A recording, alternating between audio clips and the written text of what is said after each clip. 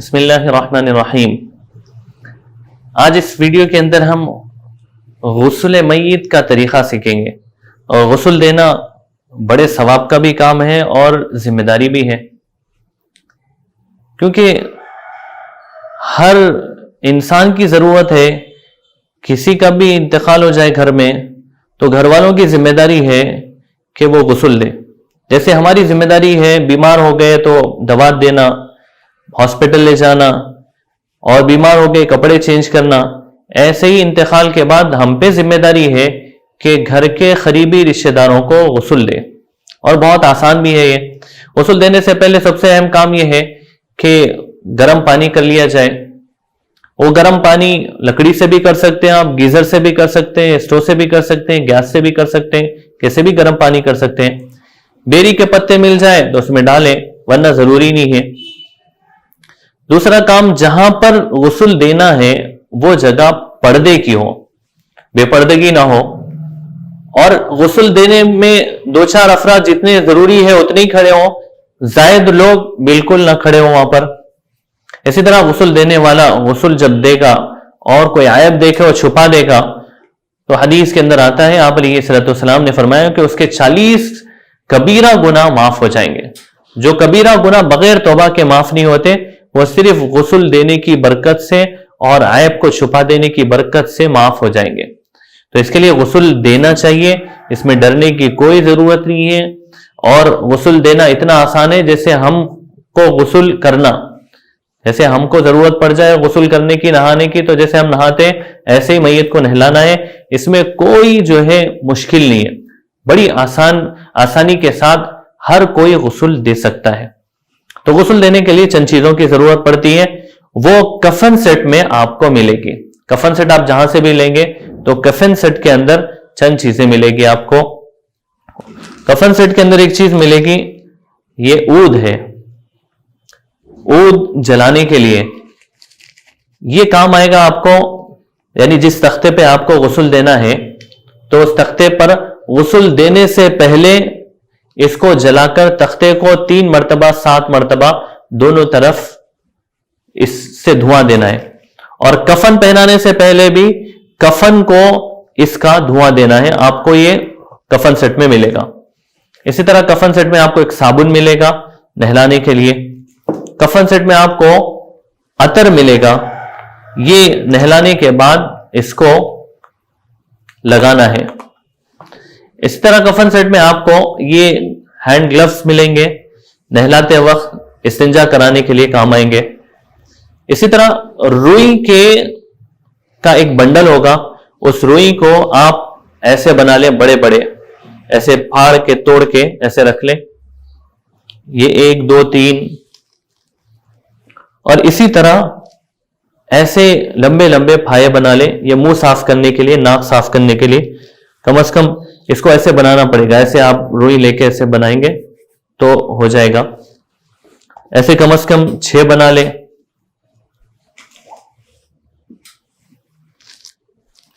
اور اسی طرح کفن سیٹ کے اندر آپ کو ایک کافور کی پیکٹ ملے گی، کافور ملے گا جو نہلاتے وقت کام آئے گا اور نہلانے کے بعد لگانے کے لیے کام آئے گا۔ یہ چیزیں کیسے کام آئے گی ہم آپ کو سٹیپ بائی سٹیپ بتائیں گے۔ اب سب سے پہلے کرنا کیا ہے، غسل دینے کے لیے سب سے پہلا کام یہ ہے کہ اس کے اوپر ایک کپڑا بچھائیں گے ہم۔ صاف کپڑا لو، اس کے نیچے کا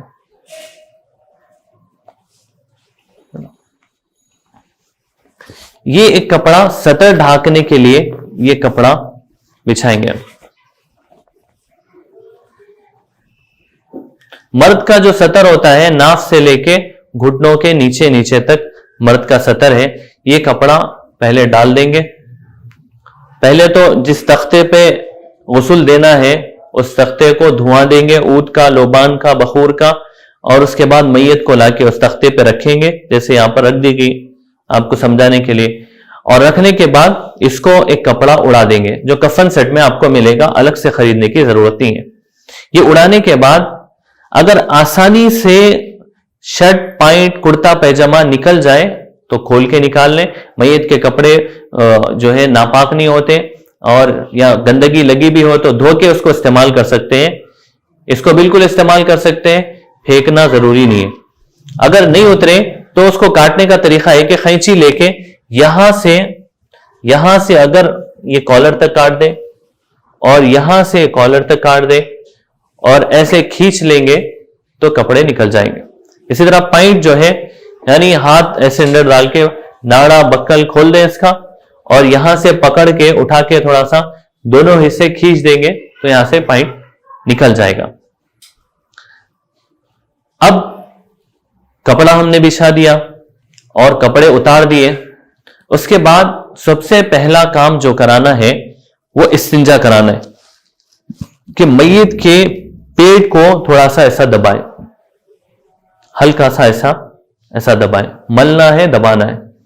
ہلکا سا ایسا دبائیں گے تو ہو سکتا ہے نیچے سے نجاست نکلے اور ہو سکتا ہے نہیں بھی نکلے. اور اگر نجاست نکلے تو اس صورت میں یہ بائیں ہاتھ میں گلفز پہن لے نہلانے والے.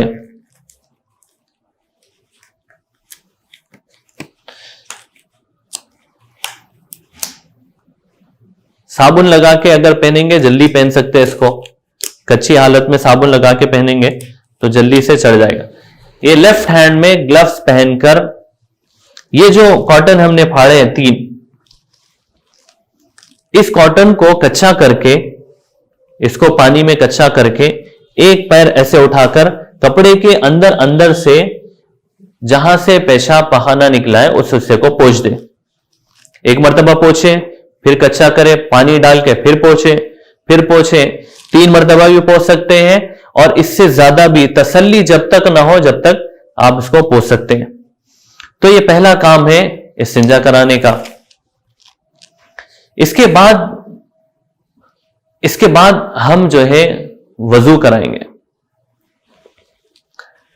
وضو کرانے کے اندر پورا جیسے ہم وضو کرتے ہیں ویسا نہیں ہے. جو 4 فرض اعضاء کو دھوتے ہیں ہم, چہرہ دھونا ہے, ہاتھ دھونا ہے, پیر دھونا ہے, سر کا مسح کرنا ہے, 4 اعضاء وضو کے اندر دھلائیں گے.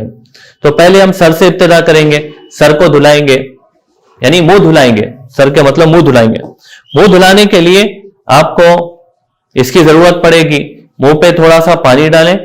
پانی ڈالنے سے پہلے اس کو کچا کر کے منہ جتنا کھل سکتا ہے اتنا کھول کے ایسے جو ہے منہ بہت زیادہ ہم جیسا کھولتے ہیں منہ ایسا نہیں کھل سکتا. میت کا منہ تھوڑا سا کھلے گا, جتنا کھلے گا دانت وغیرہ اس سے صاف کر دیں. 3 سے منہ صاف کریں. یہ 3 سے 6 سے ناک صاف کر دے. ناک صاف کرنے کا طریقہ ہے کہ ایسے گول پھرائے ناک میں رکھ کے, ایسے گول پھرائیں گے کچا کر کے تو ناک صاف ہو جائے گا. اس کے بعد جب یہ صاف ہو جائے تو اس کے بعد یہ چہرے کے اوپر ایسا ہاتھ رکھ کے پانی ڈالیں. پانی ڈال کے پورا چہرہ دھلا دیں. یعنی ناک میں اور منہ میں پانی اندر نہیں جانے کے لیے یہ ناک اور منہ پہ ہاتھ رکھنا ہے. ہاتھ رکھ کے پانی ڈال دیں گے, منہ دھل جائے گا.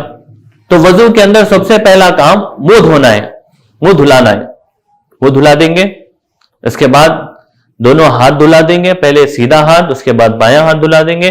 پھر اس کے بعد ہاتھ کچا کر کے سر کا مسح کر دیں گے اور چوتھے دونوں پیر دھلا دیں گے. دونوں پیر, پہلے سیدھا پیر اس کے بعد بایاں پیر. تو یہ وضو ہو جائے گا. تو دوسرا اسٹیپ تھا.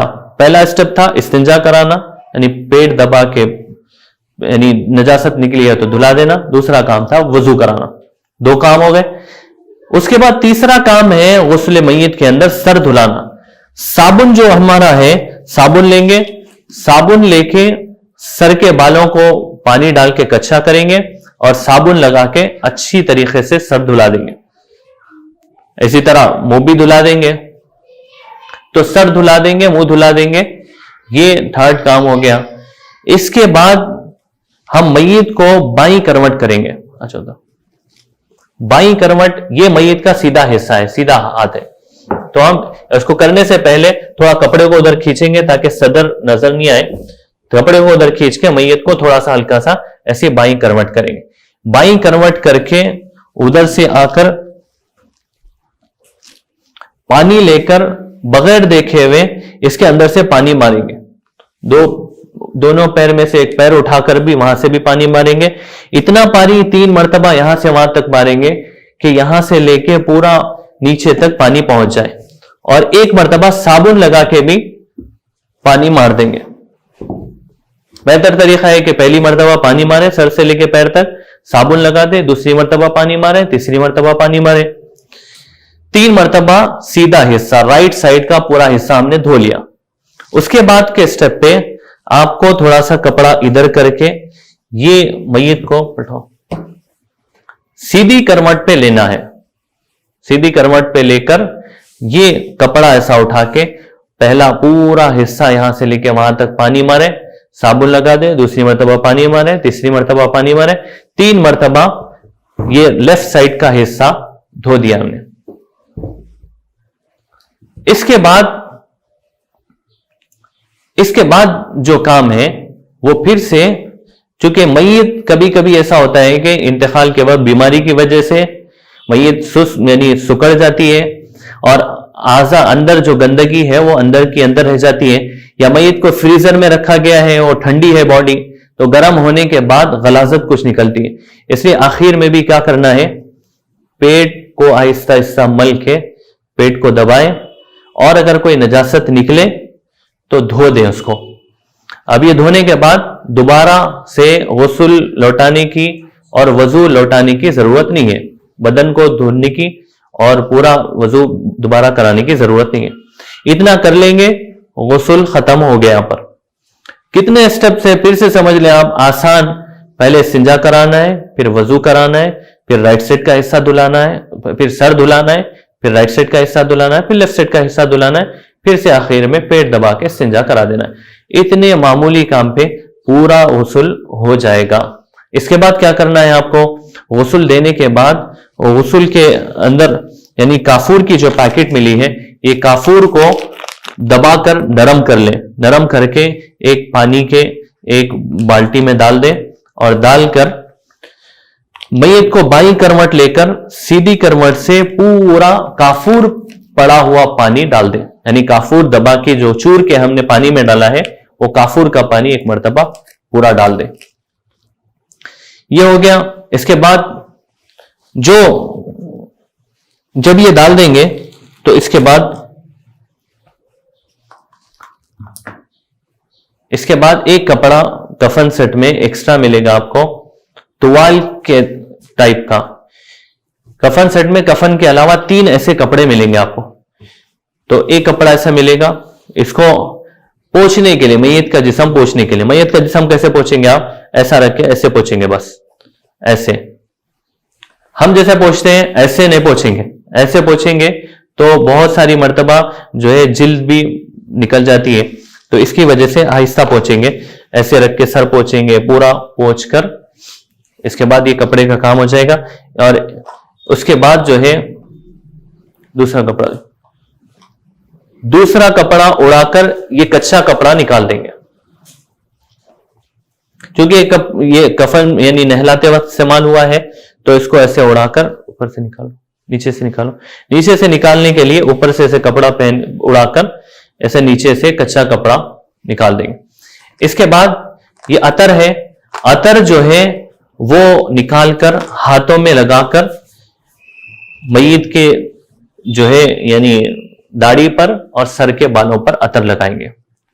اسی طرح کافور ہے, کافور کو نرم کر کے سجدے میں جاتے وقت جتنی جگہ ہیں وہ سب جگہوں پہ کافور لگائیں گے. عطر صرف داڑھی پر اور بالوں پر لگائیں گے. کافور جو ہے پیشانی پر لگائیں گے, ناک پر لگائیں گے, دونوں ہتھیلیوں پر لگائیں گے, گھٹنوں پر لگائیں گے اور تلووں پر لگائیں گے.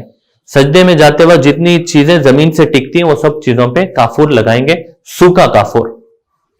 اتنا کر دیں گے تو غسل مکمل ہو گیا. اب اس کے اندر جو زائد چیزیں ہیں وہ نہیں کرنے کی ہیں, یعنی سرما لگانا یا پھر یعنی کفن پہ عطر لگانا یا سینے پہ لا الہ الا اللہ لکھنا یا پیشانی پہ لا الہ الا اللہ لکھنا, یہ ساری چیزیں جو ہے یعنی نہیں ہے, وہ زائد لوگوں نے بنا لی ہیں. تو غسل کا یہ مکمل طریقہ آسان, یہ آپ اس کو ریپیٹ بار بار اس ویڈیو کو دیکھیں گے تو آپ کو یہ طریقہ سمجھ میں آ جائے گا. اور یہ نیت کر کے دیکھیں کہ یہ دیکھ کر ہمیں غسل دینا ہے. ایک مرتبہ آپ دیں گے یہ ساری چیزیں آپ کو یاد ہو جائے گی. اور ہم بھی دعا کرتے ہیں اللہ رب العزت سے کہ اللہ پاک اس کو دیکھنے کے بعد ہم سب کو اس عمل کو کرنے کی توفیق عطا فرمائے. کہیں بھی ضرورت ہو تو ہم آگے بڑھیں اور غسل دیں. ثواب کا بھی کام ہے, اجر کا بھی کام ہے, اور حق بھی ہے. اللہ پاک توفیق عمل نصیب فرمائے. وما علینا الا البلاغ.